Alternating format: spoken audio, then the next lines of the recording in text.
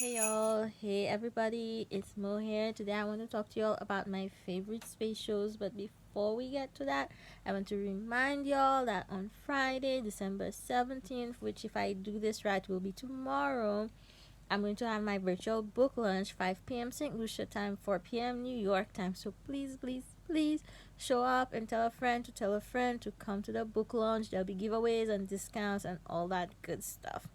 If you missed my last video, I went on a little rant about And Just Like That, the Sex and the City reboot. And before that, I posted a video about colorism and gatekeeping in the black community. And before that, I posted a vlog of my experience shopping online and collecting the goods in store at a local drugstore here in St. Lucia. So if you missed any of those, make sure you catch those up, and hopefully if everything goes according to plan, we'll do our 4400 live on Sunday because I wasn't feeling well on Tuesday when I normally did this. Okay, let's get to today's video. So I had an idea to do my favorite space shows and to rank them in order of the shows I like. I wanted to do it because tomorrow at 1 p.m. Eastern, Jessie Gender will be premiering her video on sex in Star Trek, and she's been working on it for 2 months. It's supposed to be 2 hours long. I'm super excited. So if you're into that thing, you might want to check it out. So I wanted to take the opportunity today to put out some space content too, because I love space shows. And just before I filmed this, I found that my friend Andre Douglas, who graduated 2008 from the Coast Guard Academy, I graduated 2007. We were on the track team together. He has been selected to be an astronaut candidate at NASA. 1,200 people applied, and they accepted only 10, and he's one of the 10, and I'm so super proud of Andre as someone I know, someone I used to hang out with, and as a black man, and I'm just so happy to see someone just achieving their dream. You go, Andre. Anyways, y'all know I like to digress, so let's get to this video, right? So I only included shows that were like spaceship type shows. I didn't include shows that were like space oriented. Otherwise I would talk about Fringe, which I used to watch religiously, where it's more like a multiverse type thing, and Counterpart, which is also like a multiverse thing. Because yo, ever since this pandemic started, I can only think of Counterpart because one of the worlds on Counterpart, they had a flu pandemic that wiped out half the population. So anyways, none of those like space shows, none of shows with aliens, like strictly I wanted to strictly go with shows that were like spaceship, were about the spaceship, were about traveling through space on the spaceship, were about the crew of the spaceship. Those are the kind of shows I was really trying to focus on. Those are the kind I really like too. So what I did was I started on IMDb, their list of like space shows, and then I added what I thought they were missing. So I tried to pull out all the like space oriented shows like I just described, and then anything I thought they were missing, I added it in. And then I took out everything I hadn't heard of, or and this doesn't include movies too. I must say this doesn't include movies. And I took out everything I hadn't heard of, or I didn't know about, or I knew wasn't like a spaceship show. So I ended up coincidentally I ended up with just 25, which is super cool that I only ended up with 25. Then I split it into 3 sections. So section 1, the like I put all those I've heard of but I never watched, and section 2 I put those I watched and I only kind of like, and then section 1 somehow I also ended up with 10, and I put those I really like in section 1. So everything in section 1 is winning. I went into each section and then I ranked each section. So in the last section, coming in at number 25 is Lost in Space, the new one, because I have zero desire to watch it because I was traumatized enough by the first one. Then Star Wars Clone Wars. Like, you can't escape Star Wars these days, but I also have no desire to watch that. I've never watched Star Wars, and I feel like it's too late to start now. Battlestar Galactica, I know a lot of people watch it, but like in my brain, I can't even like pick up an image of what it's supposed to be like. And then at the top of that section is The Mandalorian, which like so many people are so into, and Baby Yoda is super cute, but I feel as though at this point I just won't be consuming any Star Wars content. Number 21 is the original Lost in Space, because I remember watching it on our black and white TV, and I remember being scared and like not wanting to watch it, but like it would be during the day, it would play during the day, and everyone was really into it. I was not. I really didn't like it. Number 24 is Pandora. I watched it recently, but I couldn't even really get into it. It has a good premise, and like it has a good like mystery hook, and I really would like to see it like developed and like see how the story resolves. But it's so poorly executed. I got bored, and then I couldn't even remember the name of it. I couldn't even remember what platform I watched it on. Anyway, you can look it up if you're interested. Basically, this girl is out in this faraway planet, and an accident happens, and her parents are killed, and she goes to like the intergalactic university, and they're all like weird, and she has like a weird group of friends, and they steal a spaceship to go to the planet where her parents were killed, and then they find out weird things are happening, like a sinister plot or something. Sounds interested, but the acting is just bad. The next show, number 19, the acting is also not great. It's the 100, and there's these people, and like they're in a space station because Earth is shit, and they have like they send 100 kids down to Earth to test it out because the space station is crapping out, and things ensue. It couldn't keep my attention. Then Stargate Universe. I can't even think what Stargate Universe was about, but it's Stargate, so I probably watched it. I'm not even sure if I watched it. Number 18, Stargate Universe. Number 17, Stargate Atlantis.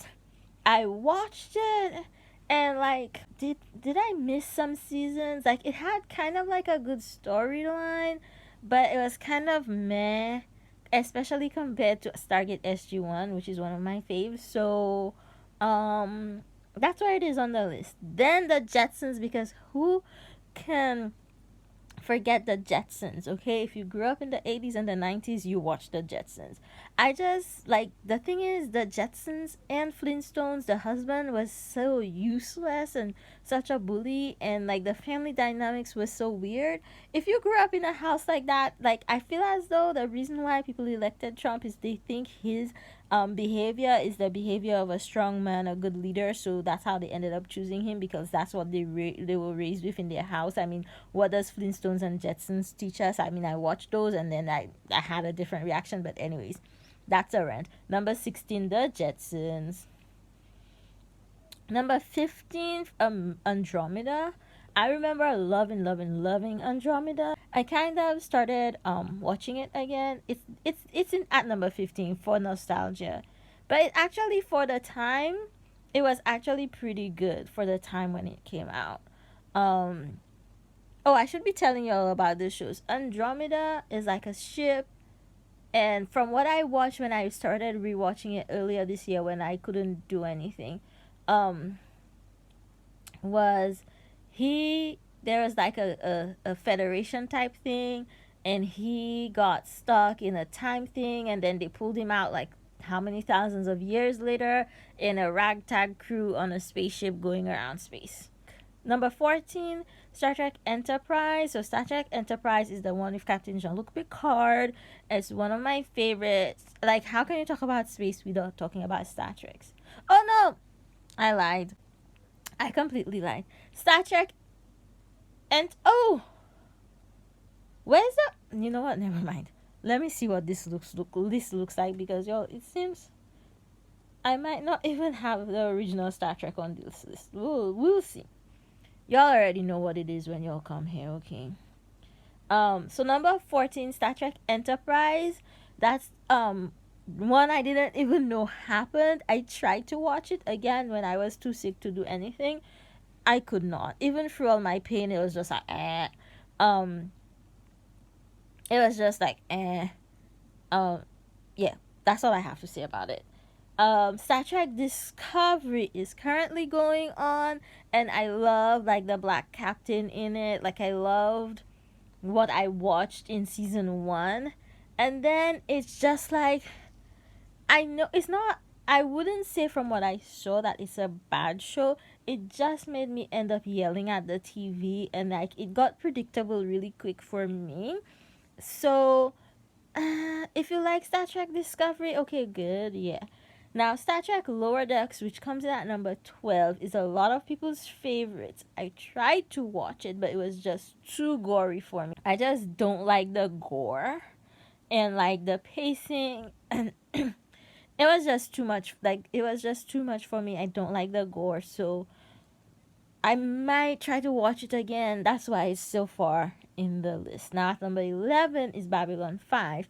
I remember watching Babylon 5 with my little brother. I don't remember anything about Babylon 5. I would be happy to rewatch it though. But I definitely remember watching it with my little brother. It was his absolute fave. He loved it more than Star Trek. And that's why it's at number 11. So then we make our way into the top 10. At number 10 is Ascension, which I just recently watched. And y'all, like, they say they're going to put out a season 2, but it came out in 2014. So I'm really wondering what season 2 is going to look like. Because one of the key characters in there was a little girl. So I'm wondering, how would they bring season 2?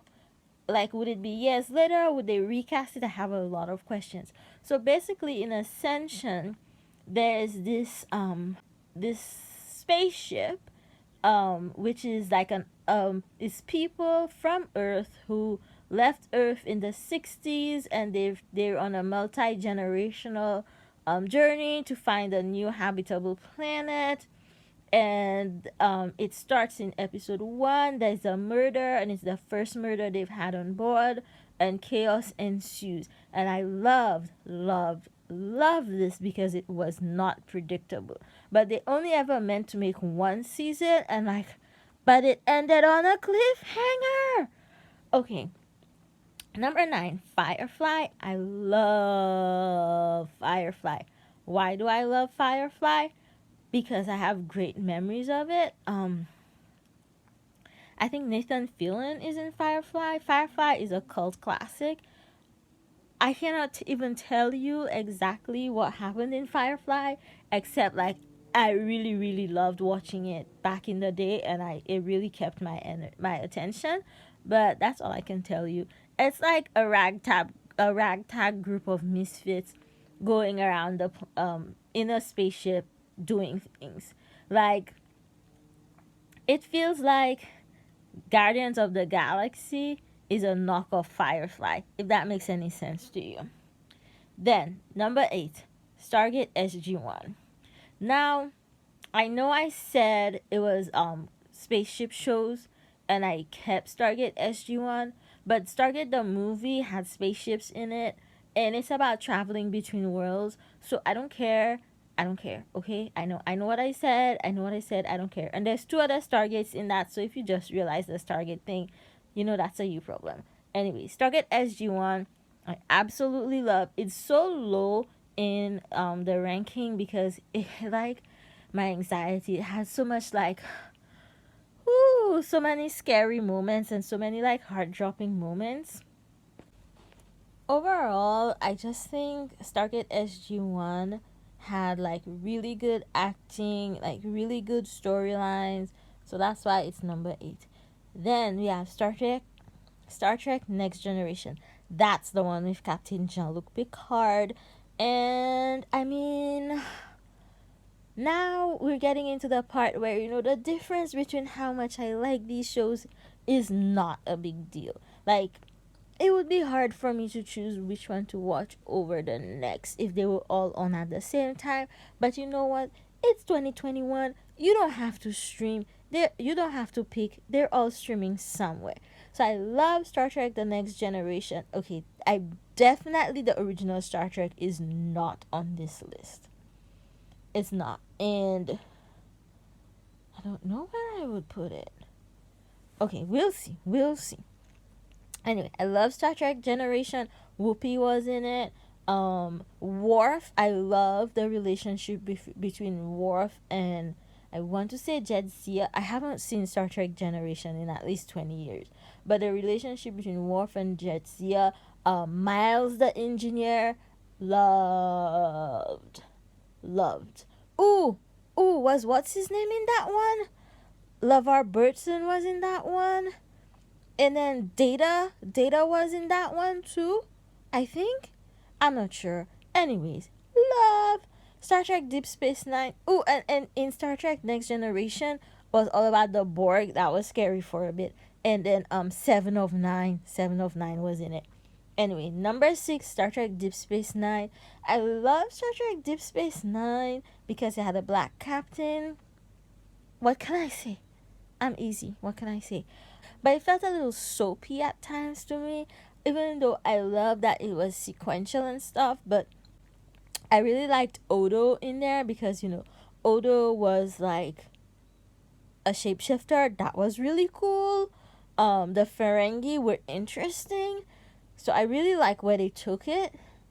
Even the whole emissary or whatever Captain Black Guy turned out to be, that was really cool too. Now y'all, we're heading into top 5 category. Star Trek Voyager comes next because, Captain Janeway. Y'all, when I was watching Star Trek Prodigy and I didn't know Captain Janeway was in it and Captain Janeway came on screen, I was like, I did a short. Y'all can see how excited I was when I watched Star Trek Prodigy. And spoiler alert, I haven't said Star Trek Prodigy yet. Okay, next on the list is Star Trek Picard, which is one of the Star Treks currently running. Absolutely love Star Trek Picard because there's a realness to Star Trek Picard that it's grounded in kind of reality, and it's also so new, but then it has familiar characters. And why do we have to wait so long between season? I know, a pandemic, but I cannot wait for the new Star Trek Picard. It just grips me and it keeps me coming back for more, and that is what I'm here for. All the other Star Treks. And the other thing too is it's sequential, in the past, the original Star Trek, and even to a lesser extent the Star Trek Next Generation, Star Trek Voyager, they might have a story that took a few episodes to resolve, but overall each episode was kind of standalone. Not anymore. Okay, next. Okay, so I definitely did not put the original Star Trek in there, which is my fault. It would be probably around 15 or thereabout, but what can I say? I didn't put it. Okay, I didn't put it. I would probably put it. I would put it low, y'all. I enjoyed it, but I don't want to rewatch it. I wouldn't want to rewatch it. It was kind of So it would go, I would put it around 11, 12, 13 with Star Trek Lower Decks and the new Star Trek. I'd definitely put it above Star Trek Discovery. So I would put it number 13 and bump everything down. So it would go lower than Star Trek Lower Decks, between Star Trek Lower Decks and Star Trek Discovery. We have now solved that problem. Okay, so let's go back to where we were. I think we were Number 3, the Orville, y'all. I love the Orville because it doesn't take itself too seriously. Is it even still running? I don't even know. But it's fun. And it also like Star Trek is mostly cutting edge and stuff, but it also like really turns things on its head. Like the one race it has where like the entire race is all male, and they lay eggs and they sit on the eggs and they're in male couples. And if a child is born female, they perform surgery on the child to change the child into a male. Like that whole storyline, it was just so like you didn't see it coming, but it's where it's the kind of thing like a lot of new fantasy right now to me is just like rehashing old things, rehashing things from other cultures. But like to me it's just something that's just so imaginative that like I'm just like this is what I want to see more of. Um so I absolutely love the Orville. That's why it's in one of my top 3. I think it's very creative, very inventive, out there doing the things. Number 2 is Star Trek Prodigy. Yes, it's currently my favorite Star Trek. Is it a show for kids? Yes. Is it animated? Yes. But it's just so like real, so in depth, like so much emotion. Again, a group of misfits in a stolen ship flying through the universe. Have I told y'all that's the main premise of a bunch of shows? Yes. But one, this has Captain Janeway, even though it's hologram Captain Janeway. And y'all, I don't care, I like it, okay? I don't have to justify it. It's number 2. And number 1, my all-time favorite space show currently is The Expanse. Like I can rewatch The Expanse. Like I do not like to rewatch shows. Once I've watched it once, it's in my brain. I've watched it. Like the shows that I have forgotten now, they're from like 20 years ago. So now I can rewatch them because I'm getting old and I'm starting to have memory loss. But to watch a show, like watch it and then watch it again the same week, no, that doesn't happen. But yeah, I'll watch Expanse by myself. Yeah, I'll rewatch Expanse with Ruthie. Then when the season is over, we'll rewatch the entire season. And I don't mind because I love it. Because it addresses what is most likely to happen. In Star Trek, there's no more money. Everyone is happy. There's no more shortage of food. There's food replicators. Everyone has food. Everyone is happy. There's no money. Everyone gets everything they need. That's the like kumbaya life where Star Trek exists. And all of the conflict is from them interacting with people from other planet, other races, war with the Klingons, war with the Borg, war with the Cardassians, war with whoever. But in the Expanse, on Earth, things are generally seen as good, but at the expense of the Belters who live far out in like the edges of the galaxy and they mine for resources that help Earth prosper.